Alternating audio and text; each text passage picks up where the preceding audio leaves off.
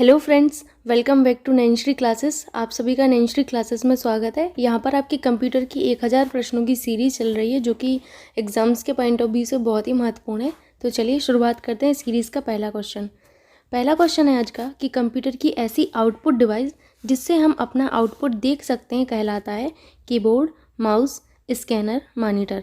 सबसे पहले तो आपको ये देखना है कि आपसे पूछा गया है आउटपुट डिवाइस के बारे में। ठीक है, क्या पूछा गया है आपसे? आउटपुट डिवाइस के बारे में।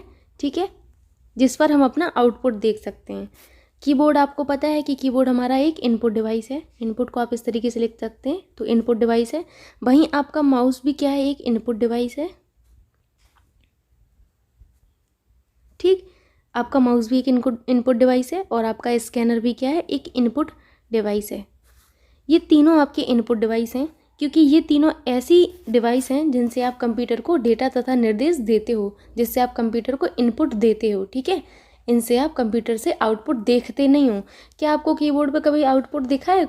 कुछ रिजल्ट दिखा है? नहीं दिखा होगा। माउस पर नहीं दिखा होगा। स्कैनर पर, स्कैनर के लिए आपके मन में डाउट होगा, तो मैं बता दूं, स्कैनर वो होता है जो आपके डॉक्यूमेंट, आपकी पिक्चर को स्कैन करता है और कंप्यूटर की मेमोरी में स्टोर करता है। ठीक है, आप लोगों ने स्कैनर देखा होगा। जब हम लोग फॉर्म फिल करवाने जाते हैं तो हमें स्कैनर से हमारा डॉक्यूमेंट, जो भी आपका 10th 12th का मार्कशीट होता है, ग्रेजुएशन का मार्कशीट होता है, उसको स्कैन किया जाता है पहले।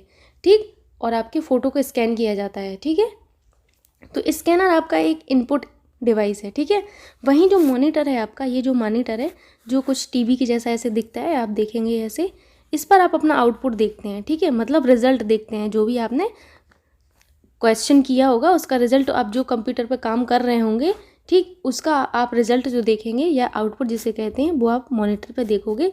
तो मॉनिटर क्या है? आपका एक आउटपुट डिवाइस है। क्या है? एक आउटपुट डिवाइस है। Very very important. ठीक है, चलते हैं अगले प्रश्न पर। प्रश्न है आपका कि पिक्सल क्या है? स्क्रीन पर पिक्चर एलिमेंट या डाट, स्क्रीन पर पिक्चर, स्क्रीन पर टेक्स्ट, इनमें से कोई नहीं। तो जो पिक्सल होते हैं आपके, वो स्क्रीन पर पिक्चर एलिमेंट या डॉट होते हैं। क्या होते हैं? स्क्रीन पर पिक्चर एलिमेंट या डॉट होते हैं। ठीक है, प्रश्न है आपका कि मॉनिटर की डिस्प्ले का साइज, मॉनिटर का जो ये आपका मॉनिटर है, ये इस तरीके से होता है, जो इसकी जो डिस्प्ले है उसका साइज मापा जाता है वर्टिकली, डायगोनली, हॉरिजॉन्टली, या इनमें से कोई नहीं। ठीक, तो आपके मॉनिटर की डिस्प्ले का जो साइज है वो डायगोनली मापा जाता है। कैसे? डायगोनली। ठीक है, प्रश्न है आपका कि स्क्रीन पर डिस्प्ले किए गए पिक्सल्स की संख्या को कहते हैं, वेरी वेरी इंपॉर्टेंट, कि स्क्रीन पर डिस्प्ले किए गए जो पिक्सल्स हैं, पिक्सल्स, उनकी संख्या को क्या कहते हैं? रेजोल्यूशन, पिक्सल, रिफ्रेश रेट, या रिस्पॉन्स। तो जो स्क्रीन पर हमारे पिक्सल्स डिस्प्ले किए जाते हैं उनकी संख्या को हम लोग रेजोल्यूशन क्या कहते हैं? क्या कहते हैं? रेजोल्यूशन कहते हैं। ठीक, नेक्स्ट आपका क्वेश्चन है कि बेतार कीबोर्ड और माउस की सूचना का आदान प्रदान किया जाता है। ठीक, रेडियो तरंगों के माध्यम से, ब्लूटूथ के माध्यम से, वाईफाई के माध्यम से, या उपरोक्त सभी। तो यहाँ जो बेतार है इसका मतलब होता है वायरलेस। क्या होता है? वायरलेस। आप लोगों ने देखा होगा कि आजकल हम लोग वायरलेस कीबोर्ड और माउस का यूज़ कर रहे हैं, तो उनसे हम लोग कंप्यूटर में सूचनाओं का आदान प्रदान कैसे करते हैं, ये भी तो पता होना चाहिए।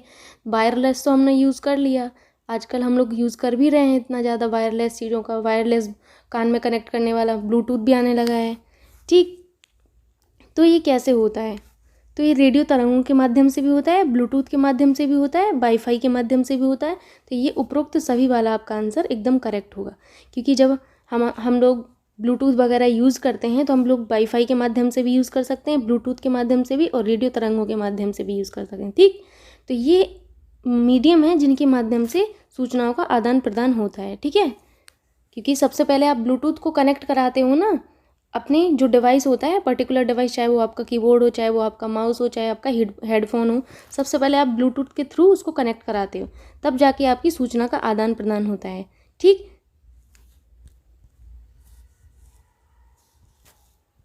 अगला आपका प्रश्न है कि प्रिंटर है input device, output device, input तथा आउटपुट डिवाइस, इनमें से कोई नहीं। आपको पता है कि सिर्फ एक ही डिवाइस हमारी ऐसी है जो इनपुट तथा आउटपुट दोनों डिवाइस है, वो है हमारा मॉडेम। क्या है? मॉडेम। वेरी वेरी इंपॉर्टेंट, इसको तो याद रखना। आपको सिर्फ एक ही डिवाइस अभी तक ऐसी नज़र आई है जो आपकी इनपुट का काम भी करती है और आउटपुट का भी काम करती है। प्रिंटर के बारे में पूछा गया है हमसे। जो प्रिंटर है, क्या आपने कभी प्रिंटर से इनपुट दिया है कभी कुछ भी इनपुट कंप्यूटर को दिया है, मतलब डेटा या निर्देश दिया है? नहीं दिया है। हमने अगर प्रिंटर से कुछ किया है तो हमने आउटपुट प्राप्त किया है, ठीक है। ये आपका प्रिंटर इस तरीके से कुछ दिखता है। यहाँ पे आपकी हार्ड कॉपी जनरेट होके आती है, ठीक है। हार्ड कॉपी कैसे जनरेट होके आती है हम आपको बताते हैं। ये आपका कंप्यूटर है, ये आपको डॉक्यूमेंट दिया हुआ है जिसको आपको प्रिंट करवाना है, ठीक है। जैसे ही आप राइट क्लिक करेंगे अपने माउस से या फिर ऑप्शंस जो रहते हैं वहाँ पर भी मेन्यू पे, तो वहाँ पर आप देखेंगे मेन्यू बार पर जो ऑप्शंस हैं उनमें वहाँ पर प्रिंट का ऑप्शन रहता है। जब आप जैसे ही प्रिंट का ऑप्शन देंगे तो आपका जो है प्रिंटर को ऑन किया आपने, तो प्रिंटर को ऑन करने पर आपकी जो हार्ड कॉपी है यहाँ से जनरेट हो जाती है, ठीक है। तो हमने प्रिंटर से क्या प्राप्त किया? हमने प्रिंटर से प्राप्त किया है, हमने प्रिंटर को कुछ दिया नहीं है, ठीक है। हमने इनपुट दिया नहीं है, हमने इनपुट यहाँ दिया और हमें आउटपुट कहाँ? यहाँ पर मिला। तो प्रिंटर क्या हुआ? प्रिंटर एक आउटपुट डिवाइस हुआ कि प्रिंटर से हमें क्या प्राप्त हुआ? हार्ड कॉपी प्राप्त हुई, मतलब जो प्रिंट किया हुआ मटेरियल है वो प्राप्त हुआ। तो प्रिंटर क्या हुआ? प्रिंटर एक आउटपुट डिवाइस हुआ। वेरी वेरी इंपॉर्टेंट कि प्रिंटर इनपुट डिवाइस है कि आउटपुट डिवाइस है, तो प्रिंटर एक आउटपुट डिवाइस है, ठीक। आई होप यहाँ पर आप समझ गए होंगे। तो ऑप्शन 2 आपका एकदम करेक्ट होगा। प्रश्न है आपका कि प्रिंटर की गुणवत्ता मापी जाती है पिक्सल से, रेजोल्यूशन से, पिक्सल व रेजोल्यूशन दोनों से, इनमें से कोई नहीं। तो जो प्रिंटर है, प्रिंटर की जो गुणवत्ता है वो रेजोल्यूशन से मापी जाती है। किससे? रेजोल्यूशन से मापी जाती है, ठीक है। अगला प्रश्न भी हमारा कुछ इसी तरीके का है जो कि बहुत ही इंपॉर्टेंट है कि प्रिंटर की गुणवत्ता को बताने वाला रेजोल्यूशन 1 वर्ग इंच में स्थित डॉट्स की संख्या को बताता है। पहले तो आपको पता होना चाहिए कि रेजोल्यूशन क्या करता है कि 1 वर्ग इंच में स्थित जो डॉट्स हैं उनकी संख्या को बताता है। तो इसे कंप्यूटर की भाषा में क्या कहते हैं? 1 वर्ग इंच में स्थित जो डॉट्स हैं उनको कंप्यूटर की भाषा में क्या कहते हैं? DPI, LPI, GPI, इनमें से कोई नहीं। तो जो हमारे 1 वर्ग में इंच में स्थित जो डॉट्स हैं उनकी संख्या को DPI कहते हैं, डॉट्स पर इंच कहते हैं। क्या कहते हैं? डॉट्स पर इंच। Very very important. प्रश्न है आपका कि प्रिंटर को सिस्टम से, ठीक है, किस पोर्ट के माध्यम से जोड़ा जाता है? Serial port, parallel port, serial तथा पैरेलल पोर्ट या PS2 पोर्ट। तो जो प्रिंटर है उसको सिस्टम से हम लोग पैरेलल पोर्ट के माध्यम से जोड़ते हैं। किससे? पैरेलल पोर्ट के माध्यम से जोड़ते हैं, ठीक। प्रश्न है आपका कि क्षमता के आधार पर प्रिंटर कितने प्रकार के होते हैं? Character printer, line printer, page printer या उपरोक्त सभी। तो सबसे पहले तो आपको बता दें कि कैरेक्टर प्रिंटर जो है एक बार में सिर्फ एक कैरेक्टर को प्रिंट कराता है। कंप्यूटर की भाषा में कैरेक्टर किसे कहते हैं आप सभी को हम बता चुके हैं। कोई भी लेटर हो, कोई भी अल्फ़ाबेट लेटर या फिर आपका कोई भी अंक हो, जैसे आपकी 1 से लेकर 9 तक का कोई भी अंक हो, या फिर आपके स्पेशल कैरेक्टर वगैरह जो होते हैं वो सब आपके प्रिंटर में वो सब आपके कंप्यूटर की भाषा में क्या कहलाते हैं? कैरेक्टर कहलाते हैं, ठीक है। तो जो कैरेक्टर होते हैं, जो कैरेक्टर प्रिंटर है आपका वो सिर्फ एक बार में एक ही कैरेक्टर को प्रिंट करता है, ठीक। लाइन प्रिंटर एक बार में एक पूरी लाइन को प्रिंट करा देता है। पेज प्रिंटर क्या करता है कि एक बार में आपके पूरे पेज को प्रिंट कराता है, ठीक है। इस तरीके से पूरे पेज को आपके प्रिंट करा देगा, ठीक। लाइन प्रिंटर क्या करेगा? एक पूरी लाइन को। वहीं कैरेक्टर प्रिंटर सिर्फ एक कैरेक्टर को प्रिंट कराता है, ठीक। यहाँ तक आप जान चुके हैं। तो क्षमता के आधार पर जो प्रिंटर हैं वो हमारे कैरेक्टर प्रिंटर भी है, लाइन प्रिंटर भी है, पेज प्रिंटर भी है। ये तीनों ही हमारे जो है क्षमता के आधार पर प्रिंटर हैं। तो उपरोक्त सभी वाला ऑप्शन आपका एकदम करेक्ट होगा, ठीक। चलते हैं अगले प्रश्न पर। प्रश्न है आपका कि इम्पैक्ट प्रिंटर के प्रकार हैं dot matrix, Daisy wheel. Dot matrix तथा डेजी व्हील दोनों, इनमें से कोई नहीं। पहले तो इम्पैक्ट प्रिंटर जानना है कि इम्पैक्ट प्रिंटर होते क्या हैं। तो ये जो प्रिंटर है इम्पैक्ट प्रिंटर, इनसे केवल एक ही रंग का आउटपुट, आप सिंगल कलर का आउटपुट प्राप्त कर सकते हैं, ठीक है। इनसे केवल आप सिंगल कलर का आउटपुट प्राप्त कर सकते हैं, ठीक। तो जो इम्पैक्ट प्रिंटर हैं वो 2 प्रकार के होते हैं। कौन कौन से? डॉट मैट्रिक्स तथा डेजी व्हील दोनों ही, ठीक है। इसीलिए आपका ऑप्शन 3 एकदम करेक्ट होगा। आपका अगला प्रश्न है नॉन इम्पैक्ट प्रिंटर के बारे में। वेरी वेरी इंपॉर्टेंट कि नॉन इम्पैक्ट प्रिंटर हैं थर्मल, इंकजेट, लेज़र, उपरोक्त सभी।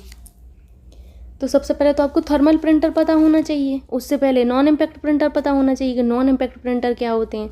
तो जो नॉन इम्पैक्ट प्रिंटर हैं इनसे आप एक सिंगल कलर, जैसे इम्पैक्ट प्रिंटर में सिर्फ आप एक ही कलर का आउटपुट प्राप्त कर सकते थे, वो था आपका ब्लैक कलर का। नॉन इम्पैक्ट प्रिंटर में क्या हुआ कि आप ब्लैक कलर के आउटपुट के साथ साथ किसी और कलर का भी आउटपुट प्राप्त कर सकते हैं, मतलब रंगीन जो आउटपुट होता है, रंगीन टाइप के आप आउटपुट प्राप्त कर सकते हैं। ठीक है, साथ ही साथ ये थोड़ा सा शोर जो है शोर कम करते थे। इम्पैक्ट प्रिंटर बहुत ज़्यादा शोर करते हैं, ठीक, शोर कम करते थे। ठीक, तो इनका ये फ़ायदा हो गया नॉन इम्पैक्ट प्रिंटर का। थर्मल प्रिंटर क्या होता है, तो आपको बता दें कि थर्मल प्रिंटर जो है आपका, ये जो थर्मल प्रिंटर है, थर्मल प्रिंटर होता है, इससे जो है ताप के प्रभाव से हम लोग जो है प्रिंट करवाते हैं चीज़ों को। किससे? ताप के प्रभाव से। ठीक, इंकजेट प्रिंटर क्या होता है? इंकजेट प्रिंटर में हम लोग स्याही का एक बॉटल रखते हैं अंदर।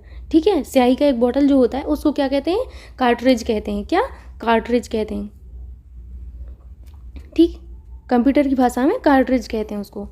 ठीक, तो इसमें विद्युतीय क्षेत्र प्रभाव उत्पन्न होता है। इंकजेट जो प्रिंटर होता है इसमें क्या होता है? एक विद्युतीय क्षेत्र प्रभाव उत्पन्न होता है, उसके द्वारा स्याही की बूंदें जो है कागज पर गिराई जाती हैं, तो इससे जाके आगे हमारा जो पेज है उस पर चीज़ें प्रिंट होके आती हैं। ठीक है, कैसे? विद्युतीय क्षेत्र के प्रभाव से स्याही की बूंदें कागज पर गिरती हैं। ठीक है, आई होप आप समझ गए होंगे। इनकी जो गुणवत्ता है ये बहुत अच्छी है, इनकी गुणवत्ता अधिक है। ठीक, और इनको तो आप अपने लाइफ स्टाइल में देखते भी हैं, जो आजकल ऑफिस में और घर में जो प्रिंटर यूज़ होते हैं वो इंकजेट प्रिंटर ही हैं।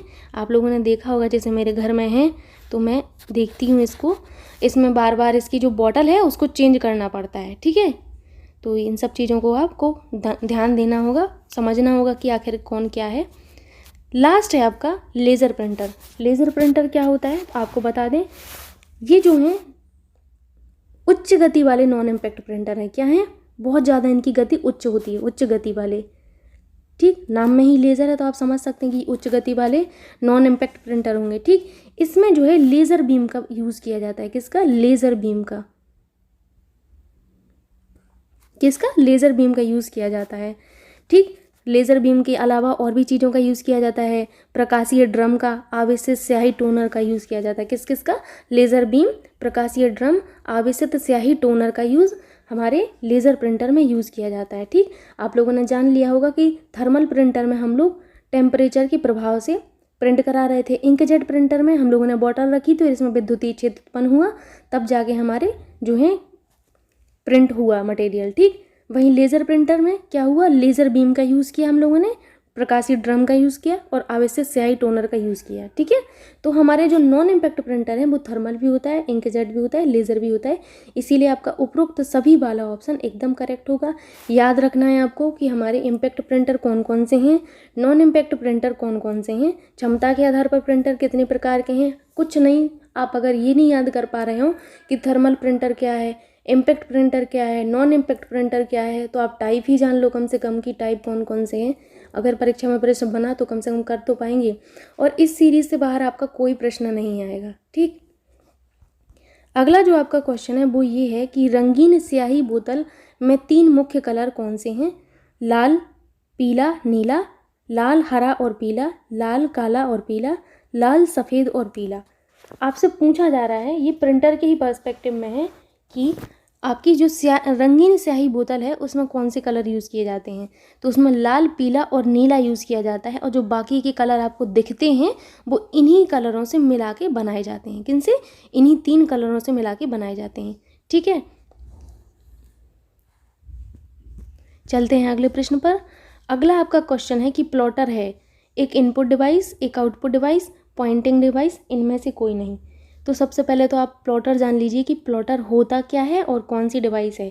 तो आपका जो प्लॉटर है वो एक हार्ड कॉपी देने वाला आउटपुट डिवाइस है। क्या देता है ये? हार्ड कॉपी देता है। और जितनी भी डिवाइस आपकी हार्ड कॉपी देंगी तो वो क्या होंगी? आपकी आउटपुट डिवाइस होंगी। ठीक है, ये आपका एक आउटपुट डिवाइस है।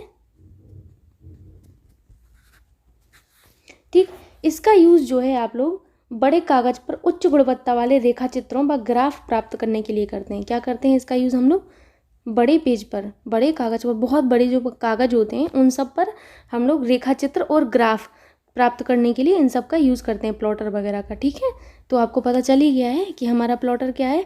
प्लॉटर एक आउटपुट डिवाइस है। क्या है? Output device. Very very important कि प्लॉटर है एक आउटपुट डिवाइस है। ठीक है। अगला आपका प्रश्न है प्लॉटर के ही बारे में है कि प्लॉटर का प्रयोग किया जाता है छोटे कागज पर रेखा का ग्राफ और रेखा चित्र प्राप्त करने में। ये तो हम लोग प्रिंटर से भी करा सकते हैं भाई।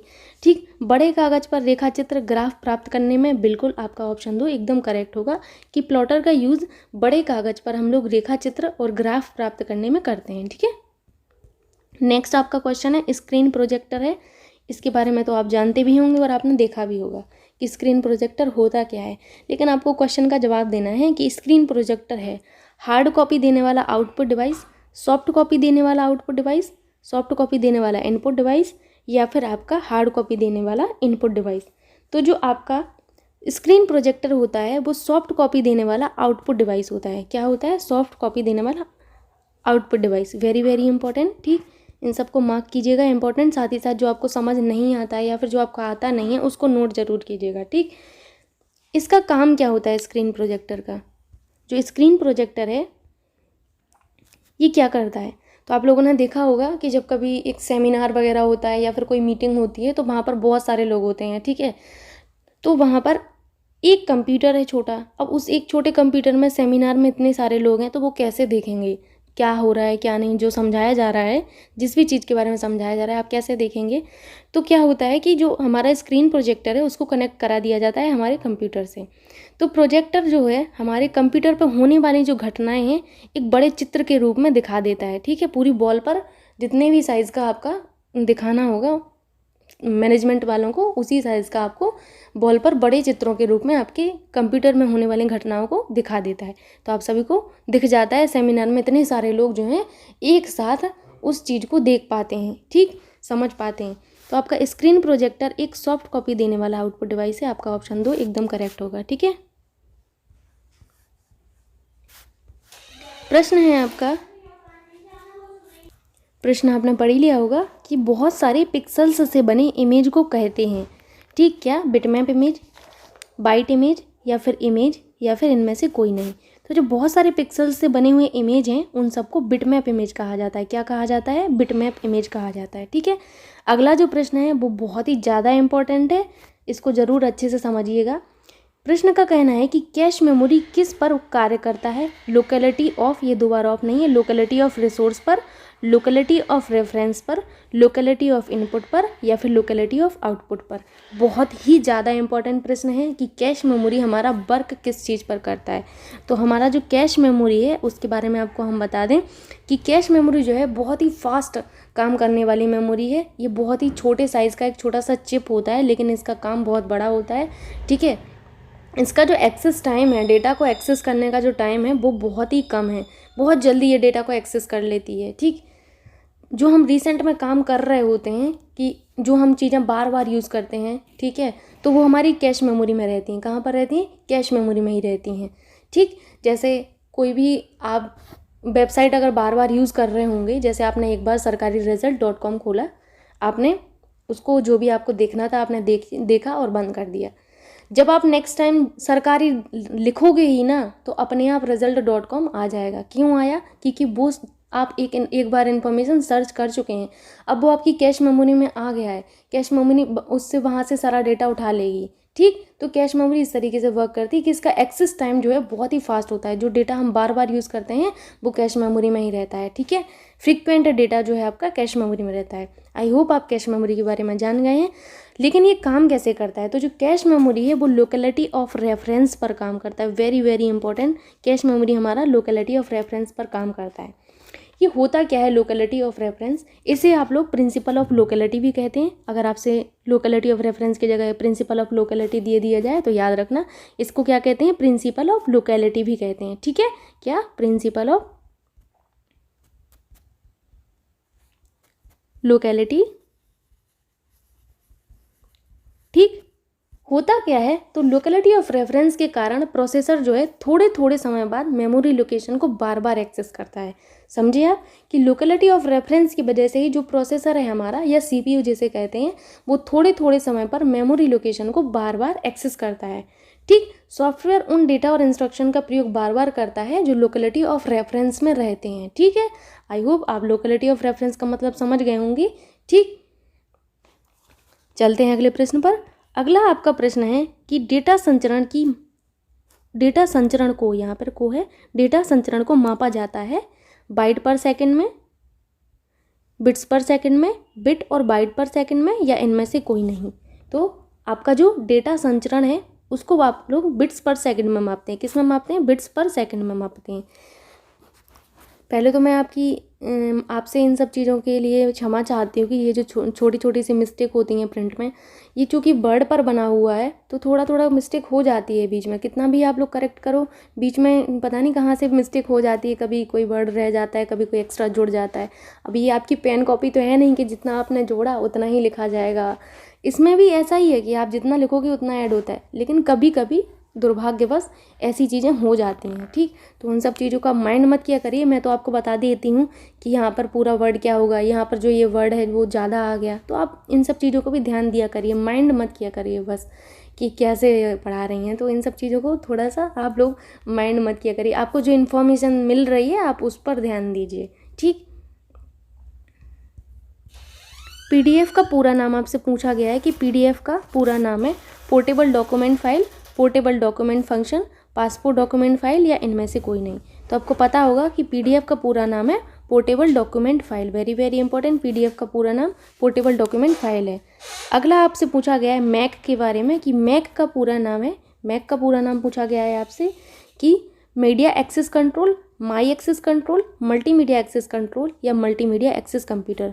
तो जो मैक है आपका, मैक, इसका पूरा नाम होता है मीडिया एक्सेस कंट्रोल होता है। क्या होता है? Media access control. Very very important, MAC का पूरा नाम है मीडिया एक्सेस कंट्रोल। ठीक है, अगला आपका प्रश्न है कि किसी वेबसाइट का मुख्य पेज कहलाता है। बहुत ही इंपॉर्टेंट प्रश्न है कि किसी भी वेबसाइट का मुख्य पेज कहलाता है home page, web page, page, या इनमें से कोई नहीं। तो सबसे पहले तो वेबसाइट होता क्या है ये आपको बता दें। वेबसाइट जो होता है आपका वो वेब पेजेस का कलेक्शन होता है। क्या कहता है? वेब पेजेस का कलेक्शन,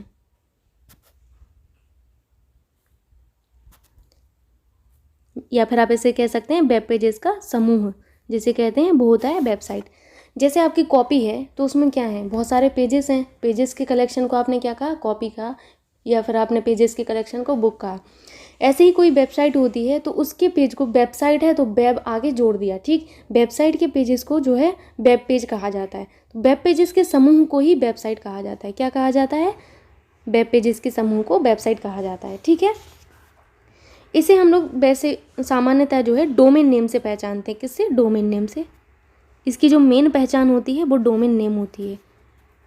जैसे आपके घर का एड्रेस होता है, ऐसे ही उस एड्रेस से आपका घर को जाना जाता है। तो इसको जो है वेबसाइट को डोमेन नेम से जाना जाता है। ठीक है, वेबसाइट को ओपन करने पर सबसे पहले जो आपको पेज दिखता है, सबसे पहला पेज, जैसे आपने www.sarkariresult.com खोला तो जो पहला पेज आपको दिखा वो आपको जो दिखेगा वो आपका होम पेज कहलाता है। क्या कहलाता है? Home page. ठीक है,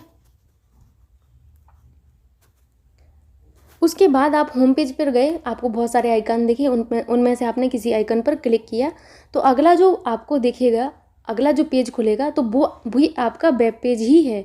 ठीक, आपने फिर उसमें भी आपको कुछ दिखा तो वहाँ क्लिक किया, फिर आप किसी और पेज पे चले गए तो वो भी आपका वेब पेजेस है।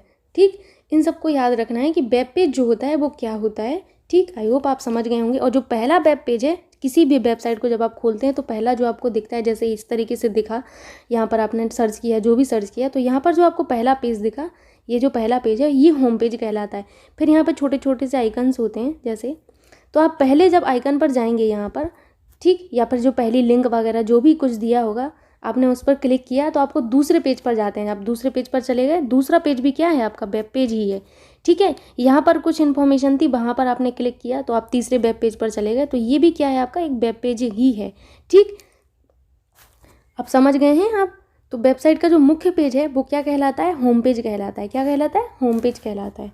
ठीक, एक चीज़ और आपको याद रखनी है कि जो वेबसाइट है, वेबसाइट को ओपन करने के लिए हम एक सॉफ्टवेयर यूज़ करते हैं। हर एक वेबसाइट को यूज़ करने के लिए, चाहे कोई सी भी वेबसाइट हो, उसको ओपन करने के लिए हमें कोई ना कोई सॉफ्टवेयर चाहिए पड़ता है, जिसे हम लोग क्या कहते हैं? वेब ब्राउज़र कहते हैं। वेरी वेरी इंपॉर्टेंट, यही पूछ लिया जाए कि वेब ब्राउज़र का यूज़ क्यों करते हैं, तो आपको पता होना चाहिए कि किसी भी वेबसाइट को ओपन करने के लिए हम लोग वेब ब्राउज़र का यूज़ करते हैं। ठीक है, जैसे आप लोगों ने www.sarkariresult.com कहाँ ओपन किया होगा, क्रोम पर खोला होगा, गूगल क्रोम पर। ठीक, तो गूगल क्रोम आपका क्या है, वेब ब्राउज़र है आपका। ठीक है, ओपेरा मिनी क्या है, वेब ब्राउज़र है आपका। यूसी ब्राउज़र क्या है आपका, वेब ब्राउज़र है आपका। ठीक है, याद रखना है, ये मैं आपको पढ़ाऊँगी, डोंट वरी, लेकिन यहाँ पर याद रखना है कि किसी भी वेबसाइट को ओपन करने के लिए हमें एक सॉफ्टवेयर चाहिए पड़ता है जिसे हम लोग वेब ब्राउज़र कहते हैं। और जो रिसेंट में आप लोग सबसे ज़्यादा वेब ब्राउज़र यूज़ करते हैं वो यूज़ करते हैं गूगल क्रोम। पहले ओपेरा मिनी और यूसी ब्राउज़र भी होता था, लेकिन अभी फ़िलहाल में सब लोग गूगल क्रोम ही ज़्यादातर यूज़ करते हैं। ठीक है, अगला आपका क्वेश्चन है कि कंप्यूटर का मूलभूत प्रोग्राम है, वेरी वेरी इंपॉर्टेंट। कंप्यूटर का जो मूलभूत प्रोग्राम होता है वो ऑपरेटिंग सिस्टम होता है। क्या होता है, ऑपरेटिंग सिस्टम होता है। ठीक है, नेक्स्ट आपका प्रश्न है कि एफटीपी का पूरा नाम है file transfer protocol, folder transfer protocol, file transfer port, या इनमें से कोई नहीं। तो जो एफटीपी होता है उसका पूरा नाम होता है file transfer protocol, very very important. FTP का पूरा नाम होता है फाइल ट्रांसफ़र प्रोटोकॉल। ठीक है, अगला आपसे प्रश्न पूछा गया है कि यूज़र के बारे में डेटा संग्रहित करने वाली का क्या नाम है, file transfer protocol, data transfer protocol, या फिर कुकीज़। तो आपकी जो कुकीज़ होती हैं, कुकीज़ ही ऐसी हैं जो आपके यूज़र के जो डेटा है उसको संग्रहित करती हैं। कुकीज़ में आपका सारा का सारा डेटा होगा। इन द सेंस इसका मतलब ये है कि जो भी आप सर्च करते हैं या फिर जो भी आपने कंप्यूटर पर सर्च किया, अपने फ़ोन में सर्च किया, तो वो आपका कुकीज़ में जाता है। कहाँ जाता है, कुकीज़ में जाता है। ठीक, ये खाने वाली कुकीज़ नहीं है, ये अलग कुकीज़ होती हैं। आप कभी भी सर्च करना कुकीज़ के बारे में, आपको पता चलेगा कुकीज़ क्या है। बिस्किट मत खा लेना आप लोग, बिस्किट मत खोल लेना। ठीक, तो ये कुकीज़ अलग हैं। ठीक है, प्रश्न है आपका कि स्टोरेज की सबसे बड़ी इकाई है बाइट, टेराबाइट, बिट या निबल। तो स्टोरेज की सबसे बड़ी जो हमारी इकाई है वो टेराबाइट है। क्या है, टेराबाइट है। वेरी वेरी इंपॉर्टेंट कि स्टोरेज की सबसे बड़ी इकाई क्या है, टेराबाइट है। आई होप आप सभी को ये वीडियो पसंद आया होगा और आज का वीडियो यहीं तक था। मिलते हैं अगले वीडियो में। यदि आपको ये वीडियो पसंद आता है तो प्लीज़ लाइक शेयर ज़रूर करिएगा and subscribe my YouTube channel. And thank you so much मेरे वीडियोज़ देखने के लिए।